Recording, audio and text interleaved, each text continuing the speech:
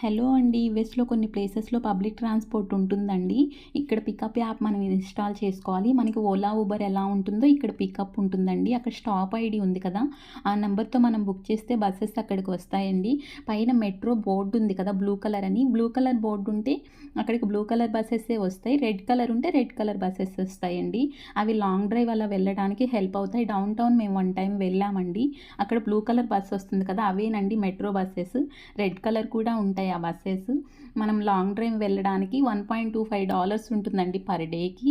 Pass ఎన్ని times అయినా మనం వెళ్ళొచ్చు.